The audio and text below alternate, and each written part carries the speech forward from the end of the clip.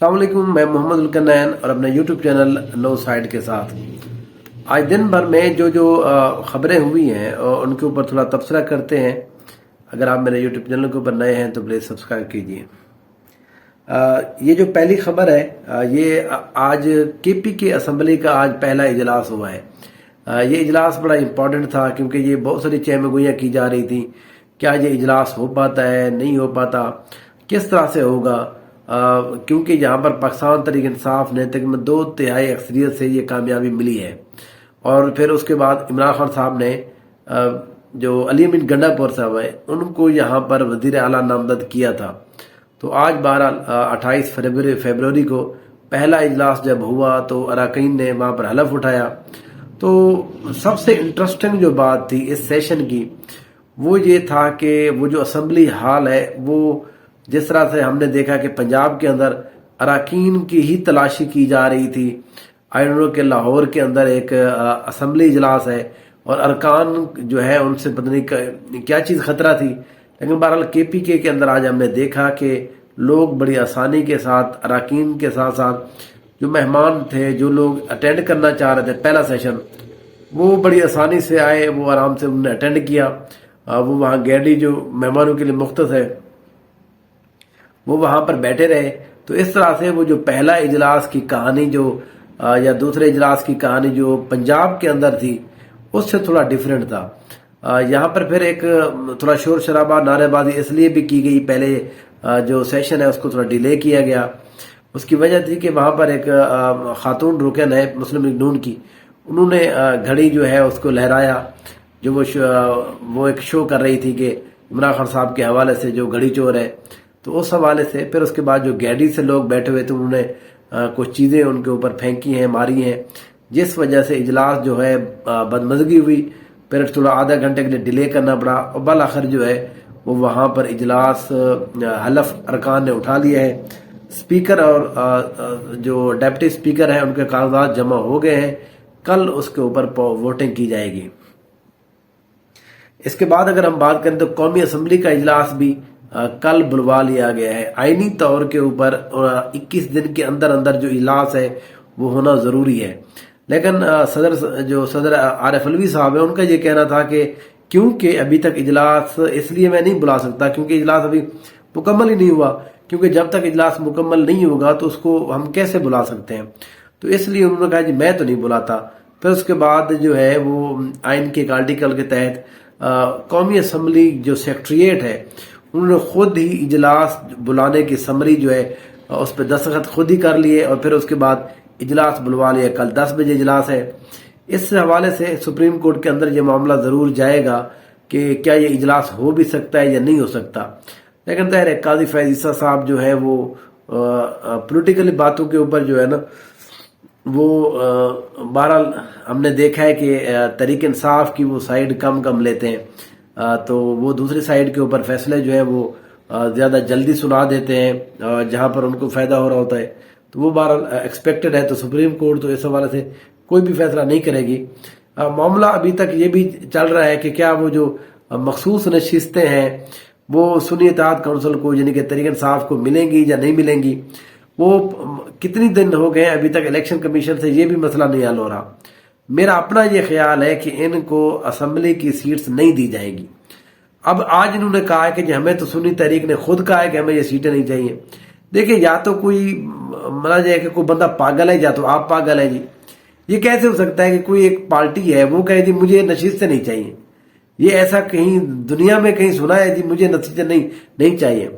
उन्होंने जो लेटर लिखा था वो तो उन नशिस्तों के लिए था जिसके ऊपर वो पाबंद है कि आपने 5% जो है 6% जो है वो एमपी एमएनएस को आपने टिकट देने हैं। लेकिन खैर उस हवाले से उन्होंने लेटर लिखा था तो इलेक्शन कमीशन ने कहा जी हम तो उसी बात को कंसीडर कर रहे हैं क्योंकि आपने हमें कहा है कि हमें नहीं चाहिए। तो वो बहरहाल मामला जो है अभी तक हमारा इलेक्शन कमीशन जो है वो हल नहीं कर पाया। वो लगता भी नहीं है वो कोई उनको जल्दी हल कर पाए। फिर इसके बाद जो है अयाज सादिक साहब को आज मुस्लिम लीग नून ने बाकायदा तौर पर नामजद कर दिया स्पीकर कौमी असम्बली के लिए। अयाज सादिक 13 से 18 के दरमियान भी वो रहे हैं कौमी असम्बली के स्पीकर के तौर पर काम करते रहे। अब दोबारा से अयाज सादिक को ही मुस्लिम लीग नून ने अपना नामजद मुकर्रर किया है, एसपी का नामजद किया है। उसके बाद सबसे अहम मामला जो आज ज़ेर गर्दिश भी है, उस हवाले से ज़्यादा बातें भी हो रही हैं, वो मामला है जो इमरान खान साहब की पार्टी है, उन्होंने एक लेटर लिखा है IMF को, जिसमें उन्होंने ये कहा है कि उनके जो मुदरजात हैं उनकी अगर हम बात करें, जिसमें वो ये कह रहे हैं कि IMF जो है वो ऑडिट करवाए, और ऑडिट करवाए कि क्या ये असेंबली के अंदर इलेक्शन हुए ठीक, या फिर ये जो इलेक्शन हुए वो ठीक नहीं हुए। अब इसके अंदर जो है ज़ाहिर चीज़ें हमारे यहाँ पॉलिटिकली बड़ा चलती हैं, तो असल बात जो होती है वो और होती है पॉलिटिकली। और अब जो अपोजिशन जो हुकूमत के लोग हैं वो ये कह रहे हैं कि इन्होंने एक्चुअली ये कहा है कि हमें वो IMF जो है वो फंड ना दे, जैसे जिसको कहते हैं कर्ज ना दे, हमारी इकॉनमी का खतरा हो जाएगा, डिफॉल्ट हो जाएंगे, ये मुल्क दुश्मनी है, ये गद्दारी है, लाभ लाभ लाभ, जिस तरह से हमारी सियासत के अंदर होता है। लेकिन आज जो तहरीक इंसाफ के लोग हैं उन्होंने ये कहा कि हमने ये तो बात की नहीं है, हमने तो एक्चुअली ये कहा है कि वो ऑडिट करवाएं, और ऑडिट कराने का तरीका जो है वो इंटरनेशनली वो मौजूद है, वो हर किसी के ऊपर, वो कहीं किसी भी मुल्क के अंदर इस तरह का अगर मामला हो भी जाता है तो वो जो इंटरनेशनल फोरम्स हैं उनके ऊपर एक तरीका है कि किसी भी तरह से धांधली जो है इंटरनेशनल फोरम कर सकते हैं। फिर उसके बाद जो फैफन है, जो free and fair election network है, पाकिस्तान के अंदर जो इलेक्शन के हवाले से अपने वो तजावीज़ देता रहता है कि किस तरह से उनको बेहतर किया जा सकता है, उन्होंने भी कहा है कि इसका ऑडिट मुमकिन है। इंटरनेशनल चीज़ों के तहत आप इंटरनेशनल जो है मालियाती इदारे जो है वो अपनी तरफ से कुछ ऑडिट कर लेते हैं, हर जगह होता भी है। तो इस मामले से बहरहाल इमरान खान साहब ने लेटर लिख दिया है, उन्होंने ये कहा है कि हमने तो उनको वादा याद दिलाया जिसमें उन्होंने हमसे वादा किया था कि जो IMF है वो आप अगर उसकी सपोर्ट करते हैं, तो IMF ने कहा था कि हम जो है वो ये इंश्योर कराएंगे कि फ्री एंड फेयर इलेक्शन होगा और आपके साथ कोई धांधली नहीं की जाएगी। इस बात की IMF ने गारंटी दी थी तहरीक इंसाफ को, जब इमरान खान साहब बाहर थे, जब IMF को पहली जो किस्त मिलनी थी उस हवाले से बातचीत हो रही थी। अब ये जो मामला है अगर IMF तक जाता है, जो कि ज़ाहिर अब चला तो गया है, कि अगर वो इस बात को टेकअप करता है तो यहाँ पर तो धांधली जिस अंदाज में की गई है आप सोच भी नहीं सकते। मतलब यह है कि ऐसे भी अरकान हैं। आज मैं एक चेक कर रहा था, फॉर्म 45 और फॉर्म 48, 512 जो वोट थे वो सिर्फ और सिर्फ 12 रह गए, वो आगे से 5 काट दिया गया। 415 जो वोट थे वो पीछे से 5 काट दिया, सिर्फ 41 रह गए। तो इस तरह की जो धांधली हुई है, जिस तरह से इन आरोज ने जिस तरह की यहाँ पर लच्छरपन दिखाया है अपना, वो उनको ज़ाहिर सपोर्ट तो बहुत सारे लोगों की शामिल थी। मैं खैर अपना एक पॉइंट ऑफ व्यू रखता हूँ अब भी कि जो फौज है वो या एस्टेब्लिशमेंट जो है वो इसमें डायरेक्टली इन्वॉल्व नहीं है।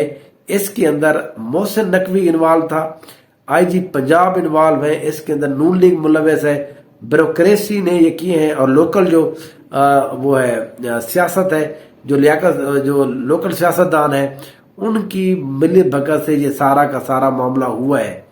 वो उस हवाले से मैंने बहुत दफ़ा पहले भी बात की, आगे भी मैं करता रहूँ। अभी तक मुझे नहीं लगता कि मैं आखिर क्यों मानूं कि एस्टेब्लिशमेंट ने ये कराया है। बहुत सारी चीज़ें वो कराते हैं, उनका हाथ भी होगा, लेकिन अभी हमें थोड़ा सा एक और एंगल में भी देखना अगर चाहिए। तो मेरा अपना ये ख्याल है कि इसके ऊपर जो है ब्यूरोक्रेसी और जो निगरान गवर्नमेंट थी वो ज़्यादा मुलव्वस मुझे इसके अंदर नज़र आते हैं, क्योंकि मुख्तलिफ ऐसी जगह हैं जहाँ पर एस्टेब्लिशमेंट मतलब हो सकता था वो उनको जो है वो किसी बंदे को हरवा सकती थी, वहाँ पर नहीं हरवाया गया। कहीं पर वो जितवा सकती थी, वो नहीं जितवा सकी। तो ये जो मामला है ये बहरहाल थोड़ा सा खतरनाक है, लेकिन मेरा अपना एक पॉइंट ऑफ व्यू है इस हवाले से। तो बहरहाल अब अगर IMF के पास मामला जाता है तो IMF जो है वो बहरहाल देखते हैं कि इस मामले को किस तरह